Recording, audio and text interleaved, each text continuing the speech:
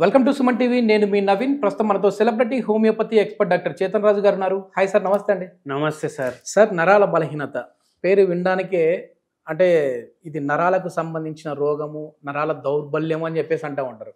ఈ మాట వింటేనే అలోపతికి వెళ్ళిపోతూ ఉంటారు సార్ చాలామంది. ఏంటంటే న్యూరాలజిస్ట్ని కలవాలి అని చెప్పేసి. కానీ హోమియోపతిలో ఎట్లాంటి మెడిసిన్స్ ఉన్నాయి ఈ నరాల బలహీనతకు సంబంధించి? అసలు నరాల బలహీనత అంటే ఏం సార్ ఇది? నరాల బలహీనత తెలిసే ముందు మనకు నరాల గురించి తెలియాలనా లేదా? ఒక మనిషి ఏదైతే బాడీ ఉంటుంది దాంట్లో లేని ఇంజనీరింగ్ లేదు అంట నేను. ఎందుకు అంట నేను చెప్తా. ఓకే. ఒక కారు ఉంది, నలుగురు కూర్చుంటారు, ఐదుగురు కూర్చుంటారు, జర ఇక్కడక్కడ జరిగి కూర్చుంటే 10 మంది కూర్చోవచ్చు అదే కార్లో? లేదండి, లేదు కదా. మీ బాడీ ఉంది కదా, ఇప్పుడు మ్యాజిక్ చూడండి. మీ బాడీలో ఉన్న నరాలు అన్నీ మీరు బయటికి తీసిండ్రు, దాన్ని గిటీలు గిటీలు గిటీలు కట్టి మొత్తం స్ట్రెచ్ చేసిర్రు అనుకోండి. ఓకే. అది ఎన్ని కిలోమీటర్లు పోవాలి? మహా అంటే ఎన్ని కిలోమీటర్లు పోవాలి మీ ప్రకారం? ఏం అర్థం కాలేదు. నేనేమంటున్నా అంటే ఒక మంచి బాడీలో ఉన్న నరాలు అన్ని తీసి సుట్టి కట్టేసినాం అనుకోండి, ఒక దారం చేసినాం. ఆ దారం ఎంత పెద్దగా ఉండాలి చెప్పండి మీరు? ఐడియా లేదండి. ఒక ఏదో అందాదాకు ఒకటి చెప్పండి. ఫలానా ఇంత ఉంటది సార్. ఓకే. ఎన్ని మీటర్లు అనేదా? కిలోమీటర్లో మీటర్లు మీ ఇష్టం. ఓకే, చెప్పండి. ఒక 200 నుంచి 300 మీటర్లు. 200 నుంచి 300 మీటర్లు అన్నారు మీరు. అవును. ఈ దారం ఎంత పెద్దగా ఉంటదంటే మొత్తం లోకం చుట్టూ 3 సార్లు తిప్పొచ్చు. మరి మొత్తం లోకం, భూలోకం, అర్త్, ఓకే, దాని చుట్టూ 3 సార్లు తిరుగుతుంది.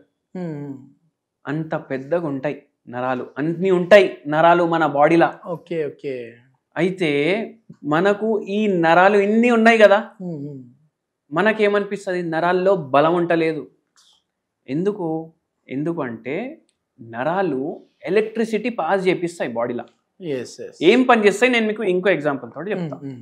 చేతులు లేపుతున్నా, నేను చేతులు కిందికి చేసిన, ఇది నరాలు కరెంట్ సప్లై చేస్తాయి. లేపు రాబాయ్ అనేసి మన బుర్ర అంటది మనకు. అవును. అది కరెంట్ ఫామ్ లో పాస్ అవుతుంది మన చేతులకు. మనం లేపుతాం, కిందికి చేస్తాం. ఇది నరాలే చేస్తాయి పని. వాకింగ్ నరాలే చేపిస్తాయి, తినడం నరాలే చేపిస్తాయి. బ్రెయిన్ స్ట్రోక్ వచ్చింది అనుకోండి, చేతులు కళ్ళు పడిపోతాయా లేదా? అంటే కరెంట్ ఇప్పుడు సరిగా పాస్ అయితే లేదు అక్కడ. ఇప్పుడు ఇదైతే మనం అనుకొని చేస్తున్నాం, అనుకోలేనివి కూడా చేస్తాయి. ఓకే. ఇప్పుడు మీ గుండె దడదడ కొట్టుకుంటుంది కదా, అది ఆపేసిండి ఒక 2 నిమిషాలు. ఆపగలుగుతారా? లేదు, ఆపలేం. మీ కిడ్నీ ఫిల్టర్ చేస్తుందా? అది ఆపేసేయండి, ఆపలేం. దీన్ని ఆటోనామస్ నర్వస్ సిస్టమ్ అంటారు. Okay okay. ఆటోమేటిక్ నడుస్తూనే ఉంటుంది అది. మీరు ఆపాలనుకుంటే కూడా ఆగదు. అంటే కరెంట్ కంటిన్యూస్లీ సప్లై అవుతుంది. మీరు పడుకున్నప్పుడు కిడ్నీ పనిచేస్తుంది, లివర్ పనిచేస్తుంది, హార్ట్ పనిచేస్తుంది, అవునా కదా? దీనికి నరాలు సప్లై ఉంటుంది. పని చేస్తూనే ఉండు, నువ్వు ఆగిపోతే నేను పోతా అనేసి చెప్తూనే ఉంటాయి. Okay okay. సో అందుకే అవి పనిచేస్తాయి, కరెంట్ పాస్ చేస్తాయి నరాలు. అందుకే మన body good conductor of electricity. Okay. ఇప్పుడు కొన్ని స్కూళ్ళల్లో ఎక్స్పెరిమెంట్లో చూపిస్తారు, బ్యాటరీ అటాచ్ చేస్తారు, ఒక చేతిలో వైర్ పెట్టుకుంటారు, ఇంకో చేతిలో బల్బ్ పెట్టుకుంటారు, బల్బ్ వెలుగుతుంది. ఎందుకు? ఈ నరాలకెళ్ళి కరెంట్ పాస్ అయ్యి బల్బ్లో పోతుంది. నరాలంటే లిటరలీ వైర్లే. అయితే ఇప్పుడు ఏమవుతుంది అంటే నడుము నొప్పి, మెడ నొప్పి, ఈ ప్రాబ్లం తోటి పేషెంట్ వచ్చారు మన దగ్గరికి. పేషెంట్ వయసు వచ్చేసి 48 ఏళ్ళు ఉండే. పేషెంట్కి 35 వయసులోనే గర్భసంచి తీసి పడేసి. ఎందుకు అంటే గడ్డలైనవి దాంట్లో. ఏదైతే రక్తం పోతుంది కదా పీరియడ్లో వచ్చినప్పుడు, అది ఆగుతలేదు. ఓకే. అయితే ఏమైపోయింది? కంటిన్యూస్లీ బ్లడ్ ఫ్లో అవుతుంది, ఆగుతలేమో, మళ్ళీ క్యాన్సర్లో కన్వర్ట్ అవుతారు అనేసి డాక్టర్ వాళ్ళు అడ్వైస్ చేస్తే తీపిచ్చేసారు. Okay okay. అది తీపిచ్చేసినప్పుడు వరకు ఓకే, కానీ దాంట్లో ఓవరీలు కూడా ఉంటాయి. ఆ ఓవరీలు కూడా తీసి పడేసింది. ఎందుకు? అవి కూడా ఎఫెక్ట్ అయినాయి. దాని మీద కూడా చాక్లెట్ సిస్ట్ అనేసి ఒక కండిషన్ వచ్చేసింది. Okay okay. అయితే ఏమవుతుందంటే ఇప్పుడు మెనోపాజ్ అంటారు. అంటే మెనోపాజ్ అంటే ఏంది? పీరియడ్లు ఆగిపోతాయి. ఇంకా అది ఏ ఏజ్ లో రావాలి? 45 నుంచి 55 ఏళ్ళు వరకు రావాలి. ఓకే. ఈ పేషెంట్కి ఎప్పుడు వచ్చింది? 35 ఏళ్ళకే వచ్చేసింది కదా. 35 ఏళ్ళకి వచ్చిండ్రంటే ఇప్పుడు 45 55 ఏళ్ళకి వచ్చింది అనుకోండి. 70 80 ఏజ్లో ప్రాబ్లంలు దానికి సంబంధించి స్టార్ట్ అవుతాయి. Okay okay. కానీ ఎప్పుడు వచ్చినాయి? 35కే మెనోపాజ్ అయిపోయింది. 45కి ప్రాబ్లంలు వస్తాయి కదా. మెడ నొప్పి, కూర్చొని ఉంటే చక్కర్లు వస్తున్నాయి, ఓకే, కళ్ళు తిరగడం, నిల్చొని ఉంటే కాళ్ళల్లో మంటలు, ఈ తొడ భాగంలో తిమ్మిర్లు, నొప్పులు, ఓకే, పిక్కల్లో కూడా స్పర్శ లేదు కానీ లోపల నొప్పి అవుతుంది. మీరు ఎంత విచిత్రం చూడండి, పిక్కల్లో స్పర్శ లేదు, ఓకే, లోపల తిమ్మిర్లు ఉన్నాయి, బయటికి వెళ్ళి స్పర్శ అనిపిస్తలేదు, లోపట ఏదో అవుతుంది, తిమ్మిర్లు వస్తున్నాయి అనేసి పేషెంట్ అంటున్నారు. Okay okay. అంటే ఏంది?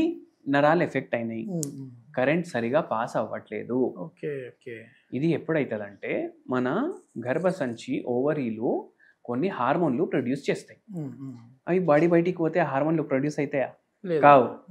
అయితే అప్పుడు ఏమవుతుందంటే పోస్ట్ మెనోపాజల్ ఆర్థరైటిస్ అనేసి ఒక కండిషన్ ఉంటుంది. పోస్ట్ హిస్టెక్టోమీ కూడా ఆర్థరైటిస్ అవుతుంది. ఇప్పుడు హిస్టెక్టోమీ అంటే ఏంది? గర్భసంచి తీసేయడం. ఊఫరెక్టోమీ అంటే ఏంది? ఓవరీలు తీసేయడం. దాంతో పేషెంట్కి ఆ ఆర్థరైటిస్ స్టార్ట్ అయింది. ఆర్థరైటిస్ అంటే అందరికి ఏమనిపిస్తుంది? మోకాళ్ళ నొప్పి ఉంది, మోకాళ్ళ నొప్పి ఉంది. కానీ ఆర్థరైటిస్ మన నడుములో కూడా వస్తుంది, మెడలో కూడా వస్తుంది, ప్రతి జాయింట్ లో ఉంటుంది. జాయింట్ ఎక్కడ ఉంటే అక్కడ ఆర్థరైటిస్ ఉంటుంది.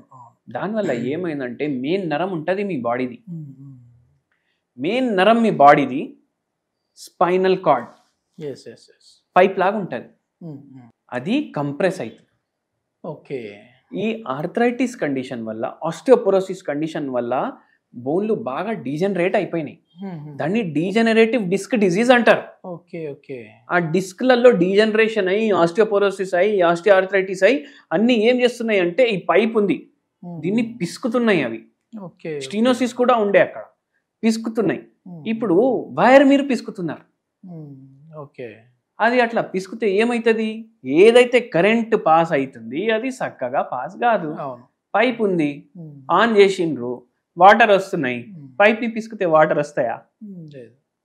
ఇప్పుడు ఇక్కడ అట్లా కరెంట్ వస్తలేదు. తిమ్మిర్లు, మంటలు, జిల జిల జిల జిల ఫీలింగ్. ఇట్లా పేషెంట్ కి చైర్ మీదకి వెళ్ళి లేవడానికి భయం. నా దగ్గర కూర్చున్నప్పుడు కూడా ఇట్లా లేచేటప్పుడు ఇట్లా సడన్ గా టేబుల్ పట్టుకొని అబ్బా అన్నది, ఇట్లా షాక్ కొడుతుంది కాల్లో. Okay okay. ఇది ఎందుకు అవుతుంది? ఆ ప్రాబ్లం వల్ల అవుతుంది. డీజనరేటివ్ డిస్క్ డిజీజ్ అంటారు దీన్ని. నరాలని ఎఫెక్ట్. దీనికి ఏంటి మరి మామూలు అంటే చాలా వరకు మీరు చెప్పిన సింటమ్స్ ఇవన్నీ చూస్తూ ఉంటే ఖచ్చితంగా వీళ్ళు సర్జరీ చేయించుకోవాలి అని చెప్పేసి డాక్టర్లు చెప్పింటారు అనుకోండి అలోపతిలో. మరి హోమియోపతిలో ఏంటి, మెడిసిన్స్తో తగ్గించారా? హోమియోపతితో వండర్స్ అవుతాయి. చూడండి, మన దగ్గర పేషెంట్ తగ్గాలనేసి వస్తారు, మనం తగ్గాలనేసి మందు ఇస్తాం, మంచి ప్రయత్నం చేస్తాం, మనం తగ్గిపోతే దేవుని దయా కదా, ఆపరేషన్ లేకుండా. అయితే ఇట్లా చాలా మంది ఫైబ్రాయిడ్ల ప్రాబ్లంలతోటి, గడ్డల ప్రాబ్లంతోటి, సిస్ట్ల ప్రాబ్లంలతోటి వస్తారు మన దగ్గరికి. ఒక పేషెంట్కి అయితే కంటిన్యూస్లీ 60 days బ్లీడింగ్ ఉండే. Okay okay. 60 days బ్లీడింగ్ ఉండే. ఆ పేషెంట్కి అసలు ఇంకా చేపించుకోవాలి, గర్భసంచి తీపించుకోవాలి అనేసి అనుకున్నారు. మనము హోమియోపతి మందులు ఇచ్చినాము, వారంలో ఆగిపోయింది బ్లీడింగ్. అయితే అంత వండర్ఫుల్ ఉంటుంది హోమియోపతి. గడ్డలు కూడా చాలా పేషెంట్లకు తగ్గినాయి. ఓకే. కొందరు పేషెంట్లకు ఆ గడ్డల వల్ల ప్రెగ్నెన్సీ రాదు, ఆ గడ్డలు కూడా తగ్గినాయి, తర్వాత ప్రెగ్నెన్సీ కూడా వచ్చింది. ఓకే. అయితే అంత బ్యూటిఫుల్ ఉంటుంది homeopathy treatment without any side effect. అయితే మనం ఫ్యూచర్లో ఈ ఆర్థరైటిస్, ఈ నరాల సమస్య ఇవన్నీ వచ్చేది కూడా మనం అవాయిడ్ చేయగలుగుతాం. Okay okay. And very importantly ఏంటంటే డాక్టర్ చెప్పిన మాట కూడా వినాలి మనం. దాన్ని లక్ష్మణ రేఖ లాగా ఫాలో చేయాలి మనం. బయట ఎక్కువ తినకండి, బయట ఫుడ్ తినకండి, మంచిగా నిద్ర పోండి, దేని గురించి ఆలోచనలు పెట్టుకోకండి. ఇప్పుడు ఈ పేషెంట్ గురించి కూడా చెప్పినాను కదా, ఈ పేషెంట్కి కూడా ప్రతి చోట మనం స్ట్రెస్ ఏముంది అని అడుగుతాం. ఈ పేషెంట్కి కూడా అడిగినాం మనం, స్ట్రెస్ ఏముందమ్మా అనేసి. ఆ పేషెంట్ ఏమన్నారు తెలుసా మీకు? నాకు ఫస్ట్ ఒక కొడుకు పుట్టిండు, దానికన్నా ముందు 2 అబార్షన్లు, దాని తర్వాత 3 అబార్షన్లు, ఇంకొకరు కావాలి నాకు అనేసి అనుకున్నాను. 5 నా పిల్లలు చనిపోయారు. ఇట్లా అబార్షన్, స్పాంటేనియస్ అబార్షన్ అంటారు. అయితే ఆ బాధ నేను తట్టుకోలేకపోతున్నా. Okay okay. అందరు ఏమనుకుంటారు, అరే పిల్లలు పుట్టినాక అఫెక్షన్ ఇంకా పెరుగుతుంది, ఇప్పుడు పిల్ల గర్భంలోనే చనిపోతే అంత ఉండదు అని అనుకుంటారు, కానీ పేషెంట్ చూడండి అదే బాధ ఉంది, నా 5 పిల్లలు చనిపోయినరు అని. ఆ బాధ అదే ఆలోచించి బాడీ ఇట్లా ఎఫెక్ట్ అయింది. దీనికి హోమ్ రెమెడీ ఏంటి సార్? అంటే మామూలుగా చాలా వరకు కూడా మీరు నరాల బలహీనత ఉన్న వాళ్ళు ఎట్లాంటి టీ చెప్తారా, లేదంటే గ్రీన్ టీ లాంటివి అట్లా? మీరు చెప్పండి, ఏం చెప్పాలి? టీ చెప్పాలనా లేదంటే? అంటే చాలా వరకు కూడా ఇట్లాంటి దానికి ఒక కషాయం లాగా చెప్తా ఉంటారు కదా మీరు, సో ఏంటి ఏమున్నాయి దీనికి? పారిజాత ఆకులు ఉంటాయి కదా, ఇది మనకు నరాల్లో కూడా బెనిఫిషియల్ ఉంటాయి, జాయింట్స్ లో కూడా బెనిఫిషియల్ ఉంటాయి. Okay okay. పారిజాత ఆకుల్ని బాయిల్ చేసుకోండి, కషాయం లాగా తయారు చేసుకోండి. ఓకే. ఇది ఫిల్టర్ చేయండి. ఇది ఫిల్టర్ చేసిన తర్వాత దీంట్లో 1 pinch వాము, 1 pinch పసుపు, 1 pinch సొంటి 3 కలుపుకోండి. డైలీ మార్నింగ్ తీసుకోండి. ఓకే. జరా నరాల్లో కరెంట్ కరెక్ట్ గా పాస్ అయ్యేటట్టు జరా హెల్ప్ చేస్తాయి మనకు. జస్ట్ మామూలు హోమ్ రెమెడీ కిందకే ఇది, పూర్తిగా తగ్గుతాయని కాదు దీనివల్ల. చూడండి, ఒకవేళ కిచెన్ లో ఉన్న ఐటమ్లతోటి పూర్తిగా రివర్స్ అవుతుంది అంటే ఏ డాక్టర్ అవసరం లేదు. ఇది మనకు రిలీఫ్ ఇస్తుంది. అంటే ఇప్పుడు 100 వోల్ట్ల జట్కా కొట్టేది 50 వోల్ట్ల జట్కా కొడుతుంది. తనది ఏమైంది సార్ అంటే మామూలు మీరు చెప్పిన క్లయింట్, మీ పేషెంట్ ఏమైంది అంటే మామూలు సర్జరీ వరకు వెళ్లకుండా దీనితో క్యూర్ అయిపోయాయి. ఎన్ని రోజులు పట్టాయి అంటే? చాలా వరకు హోమియోపతి అంటే లేట్ ప్రాసెస్. 2 ఏళ్ళు పట్టింది సార్. Okay okay. 2 years పడ్డది. నేను ఏదైతే degenerative disease, disc disease patient గురించి చెప్పినా ఆ పేషెంట్ కి కూడా బాగా టైం పడ్డది. ఆ గర్భసంచి పేషెంట్ కి ఎవరికైతే గడ్డ అయింది ఆ పేషెంట్ కి కూడా 2 ఏళ్ళు పడ్డది. కానీ సర్జరీ లేకుండా మనం అవాయిడ్ చేసినాం, ట్రీట్ చేసినాం, దాని తర్వాత ఫ్యూచర్ కాంప్లికేషన్లు కూడా అవాయిడ్ చేసినాం. సర్జరీ చేసుకున్న పేషెంట్ కి డీజనరేటివ్ డిస్క్ డిజీజ్ ఏదైతే ఉంది దాంట్లో చాలా వరకు రిపేర్ జరిగింది, కరెంట్లు ఆగిపోయినాయి, తిమ్మిర్లు ఆగిపోయినాయి, మంటలు ఆగిపోయినాయి, స్పర్శ మంచిగా వస్తుంది, మంచిగా నడుస్తున్నారు, పని చేసుకుంటున్నారు, ఏ ఆపరేషన్ అవసరం పడలేదు దాని తర్వాత. ఓకే సార్, థ్యాంక్ యూ, చాలా మంచి ఇన్ఫర్మేషన్. Thank you.